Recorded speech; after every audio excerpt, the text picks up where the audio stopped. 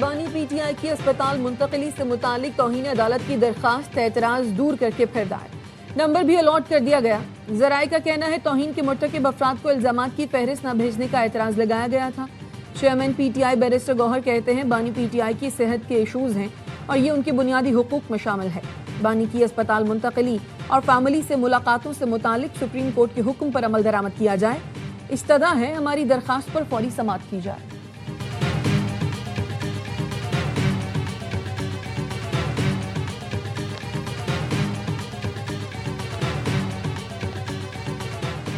Supreme court نے 18 اگست کو بانی پی ٹی آئی کو الشفا اسپتال منتقل کرنے کا حکم دیا تھا۔ عدالتی حکم کے باوجود نہ تو انہیں اسپتال منتقل کیا گیا اور نہ ہی میڈیکل بورڈ تشکیل دیا گیا۔ پیمز اسپتال میں دل کی کارکردگی چیک کرنے والی مشین تک دستیاب نہیں تھی۔ سینیٹر علی ظفر کا سینٹ میں اظہار خیال، کہا سیاسی مخالفت کی بنیاد پر بانی پی ٹی آئی کی صحت پر سیاست نہ کی جائے۔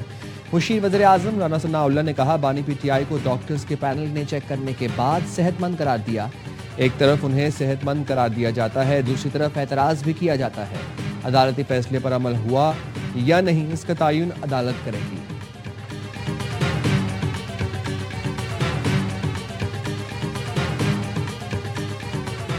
نائب وزیر اعظم اسحاق ڈار اور ترک وزیر خارجہ حاکان فیدان کا ٹیلیفونک رابطہ، دو طرفہ تعلقات اور علاقائی صورتحال پر تبادلہ خیال۔ ترجمان دفتر خارجہ کا کہنا ہے وزرائے خارجہ نے باہمی دلچسپی کے امور اور ریجنل 4 کے وزرائے خارجہ کے اجلاس پر بھی تبادلہ خیال کیا۔ آئندہ ہونے والی کثیر الجہتی ملاقاتوں اور رابطوں پر بھی گفتگو کی گئی، قریبی رابطہ برقرار رکھنے پر اتفاق کیا۔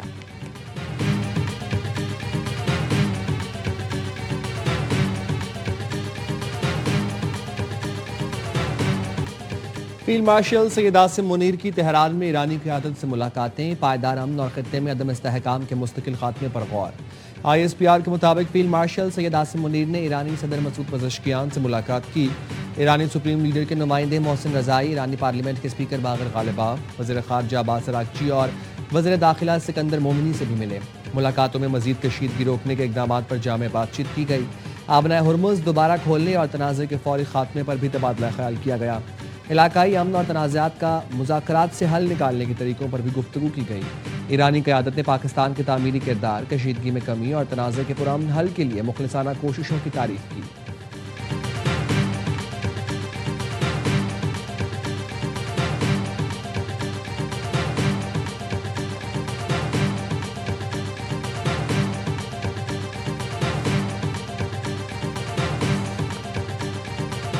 فیلڈ مارشل سید عاصم منیر اور میری ایرانی صدر کے ساتھ مثبت نتیجہ خیز ملاقات ہوئی۔ وفاقی وزیر داخلہ محسن نقوی کا ایکس پر بیان، لکھا ہماری بات چیت کا محور ایران امریکہ تنازع، مشرق وسطیٰ میں کشیدگی کا خاتمہ اور آگے بڑھنے کی راہ تلاش کرنا تھا۔ اسلام آباد مفاہمتی یادداشت کی بحالی کے لیے فریقین کی جانب سے درکار اقدامات پر بھی گفتگو ہوئی۔ ایرانی صدر نے اپنی حکومت کے نقطہ نظر اور تحفظات سے آگاہ کیا۔ ملاقات میں اہم پیش رفت ہوئی اور میٹنگ انتہائی مثبت نوٹ پر ختم ہوئی۔ ہمیں امید ہے یہ مثبت پیش رفت خطے میں دیرپا امن کی راہ ہموار کرنے میں مددگار ثابت ہوگی۔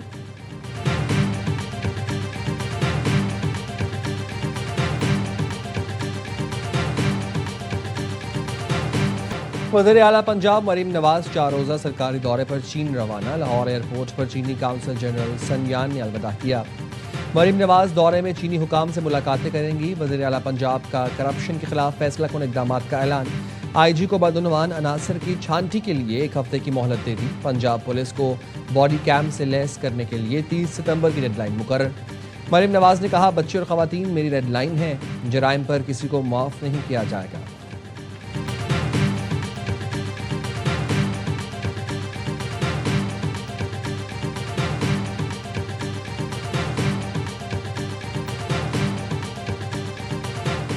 آزاد کشمیر قانون ساز اسمبلی میں اسپیکر اور ڈپٹی اسپیکر کا انتخاب آج ہوگا۔ مسلم لیگ نون کی جانب سے چوہدری طارق فاروق نے اسپیکر اور احمد رضا قادری نے ڈپٹی اسپیکر کے لیے کاغذات جمع کرا دیے۔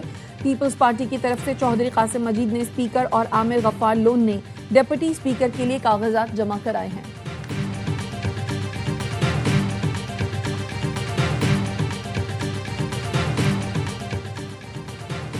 سندھ میں جزا اور سزا کا کوئی تصور نہیں۔ سندھ پولیس خود لوگوں کو بری کروا رہی ہے۔ سکھر اور لاڑکانہ کی صورتحال تو بہت ہی خراب ہے۔ بہت سے مقدمات میں تو پولیس پرچہ درج کرنے سے کتراتی ہے۔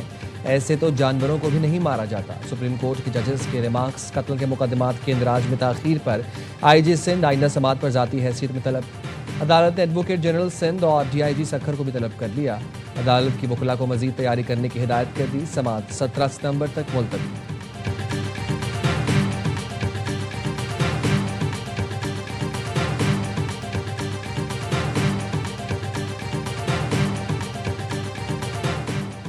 کراچی کے علاقے ایوب گوٹ میں گاڑی پر فائرنگ سے ایک شخص جاں بحق، شناخت عمران گوگن کے نام سے ہوئی ہے۔ مقتول بہادر آباد کا رہائشی اور فیکٹری کا مالک ہے۔ اور راولپنڈی کی خاتون ہنا جاوید قتل کیس کی تحقیقات، پنجاب فورنزک لیبارٹری میں ملزم شوہر اور ملازم کا ڈی این اے ٹیسٹ مکمل کر لیا گیا۔ ملزم ذیشان نے دوران تفتیش خاتون کے قتل کا اعتراف کر لیا۔ بتایا مقتولہ کے شوہر نے قتل کے عوض 1 لاکھ روپے کا وعدہ کیا تھا۔ دوسری جماعتوں کے ساتھ اتحاد یا کسی معاملے پر ان کے ساتھ بیٹھنا بانی پی ٹی آئی کی سیاست سے باہر کی چیز ہے۔ ان کے فلسفے کی موجودگی میں اپوزیشن کا اتحاد نہیں بن سکتا۔ رانا ثناء اللہ کہتے ہیں سیکیورٹی وجوہات کے باعث بانی پی ٹی آئی کو سرکاری اسپتال منتقل کیا گیا۔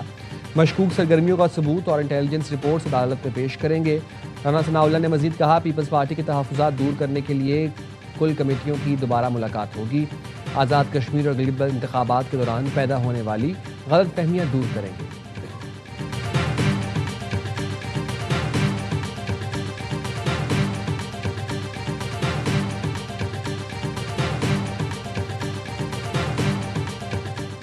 آزاد کشمیر قانون ساز اسمبلی میں اسپیکر اور ڈپٹی اسپیکر کا انتخاب آج ہوگا۔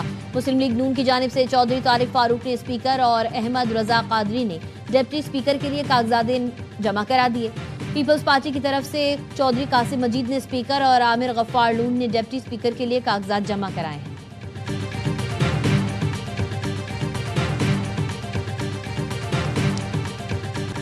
بحری قزاقوں کی قید سے 10 پاکستانی ملاحوں کو چھڑانا اولین ترجیح ہے۔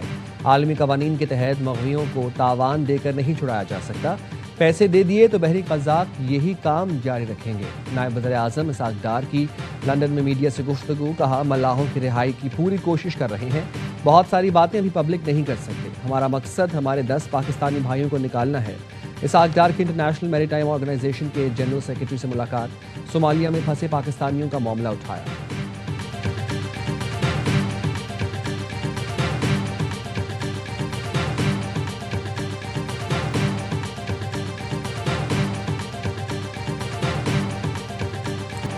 میر رضا قتل کیس میں سندھ ہائی کورٹ نے جے آئی ٹی تشکیل دینے کی درخواست پر سماعت کا تحریری حکم نامہ جاری کر دیا۔ عدالت نے کہا تھانہ فیروز آباد میں اغوا اور قتل کی دفعات کے تحت مقدمہ درج ہے۔ مؤثر اور درست فیصلہ سازی کے لیے ان سوالات کا جواب ضروری ہے۔ کیا جے آئی ٹی تشکیل دینے کے لیے عدالت براہ راست ہدایت جاری کر سکتی ہے؟ کیا عدالت تفتیش اور رپورٹ کے عمل کی نگرانی یا اس پر اثر انداز ہو سکتی ہے؟ کیا انکوائری آرڈیننس کے نوٹیفیکیشن کی عدم موجودگی میں کیس بنتا ہے؟ عدالت نے ایڈوکیٹ جنرل، پروسیکیوٹر جنرل اور ڈی اے جی سمیت تمام فریقین کو 31 اگست کے لیے نوٹسز جاری کر دیے۔ آئندہ سماعت پر فریقین سوالات پر عدالت کی معاونت کریں۔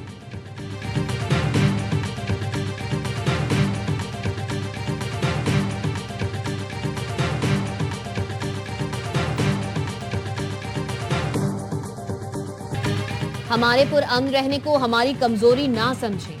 جمعرات کو ملکی شٹر ڈاؤن کا اعلان کریں گے۔ امیر جماعت اسلامی حافظ نعیم الرحمان کا لاہور میں دھرنے سے خطاب، کہا عوام کے حق پر ڈاکہ ڈالا گیا، عوام کی خاموشی سے حکمرانوں کو لوٹ مار کا لائسنس مل گیا، اب شاخیں اور پتے جھاڑنے سے مسئلہ حل نہیں ہوگا، ظلم کے اس نظام کو اکھاڑ کر پھینکنا ہوگا۔ لاہور کے مال روڈ چیئرنگ کراس پر جماعت اسلامی کے دھرنے کا نواں روز، کسانوں، اقلیتی برادری کے علاوہ خصوصی افراد کی بھی شرکت۔ دھرنے کے شرکاء ریلی کی صورت میں ایوان وزیر اعلیٰ ہاؤس پہنچے۔ خواتین اور بچوں کے پیٹرولیم لیوی نامنظور کے نعرے۔ کراچی میں گورنر ہاؤس کے سامنے دھرنے میں خواتین کنونشن، فیملیز کی شرکت۔ ترجمان سندھ حکومت سعدیہ جاوید کہتی ہیں گورنر ہاؤس کے آگے چند افراد نے ہزاروں لوگوں کو یرغمال بنایا ہوا ہے۔ جس بنیاد پر جماعت اسلامی سڑک بند کر کے بیٹھی ہے وہ وفاق کا معاملہ ہے۔ جماعت اسلامی کو چاہیے اسلام آباد جا کر احتجاج کرے۔ دھرنے کے باعث روز ہزاروں لوگوں کو مشکلات کا سامنا کرنا پڑتا ہے۔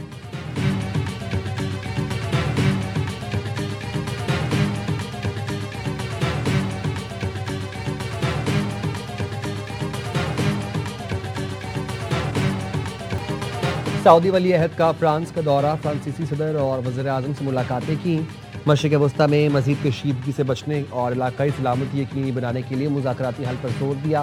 اعلامیے میں ایران پر زور دیا گیا کہ وہ IAEA سے تعاون دوبارہ شروع کرے۔ دونوں ملکوں نے آبرائے ہرمز میں بحری جہازوں پر حملوں کی مذمت کی۔ سعودی عرب اور فرانس کے درمیان متعدد معاہدوں پر دستخط۔ سعودی عرب پیرس کے قریب تھیم پارکس میں $7 ارب کی سرمایہ کاری کرے گا۔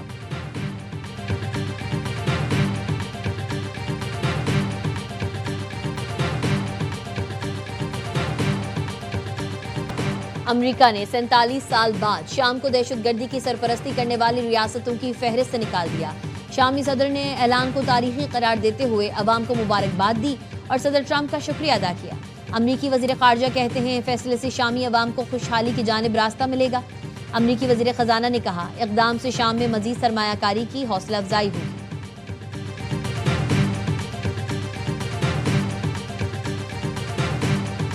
چینی صدر شی جن پنگ نے مسئلہ فلسطین کے 2 ریاستی حل کا مطالبہ کر دیا۔ کہا پہلے سیاسی سمجھوتے کو ترجیح دے کر مسئلے کا 2 ریاستی حل نکالا جائے۔ غزہ میں رہنے والے فلسطینی عوام پر حکومت فلسطینی کریں۔ شہریوں کی حفاظت کا انتظام کیا جائے۔ انصاف اور مساوات کو ملحوظ خاطر رکھا جائے۔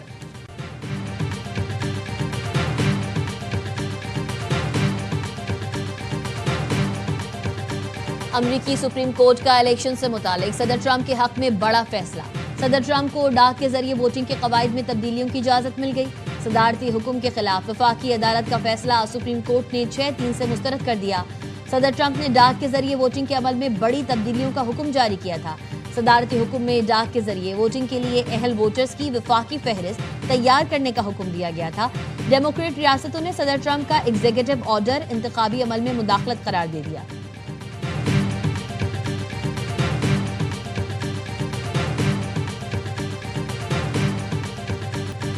ملک کے مختلف شہروں میں جشن آمد رسول صلی اللہ علیہ وآلہ وسلم کی تیاریاں جاری۔ شہر شہر چراغاں، مساجد، عمارتیں اور شاہراہیں برقی قمقموں سے جگمگا اٹھیں۔ لاہور میں عید میلاد النبی عقیدت و احترام سے منانے کی تیاریاں۔ مساجد، سڑکیں اور گھر برقی قمقموں سے سجا دیے گئے۔ کراچی میں بھی جشن آمد رسول صلی اللہ علیہ وآلہ وسلم کا جوش و خروش۔ مساجد، سڑکوں، گلیوں اور گھروں کی شاندار آرائش۔ اور نڈر اور بے باک منفرد لہجے کے عظیم شاعر احمد فراز کے مداح آج ان کی 18ویں برسی منا رہے ہیں۔ غزل ہو یا نظم، احمد فراز نے جو لکھا لوگوں کے دلوں میں گھر کر گیا۔ ان کی شاعری کا انگریزی، فرانسیسی، جرمن، روسی زبان میں تراجم شائع ہو چکے ہیں۔ احمد فراز کو آدم جی ایوارڈ، ستارہ امتیاز، ہلال امتیاز سمیت متعدد ایوارڈ سے نوازا گیا۔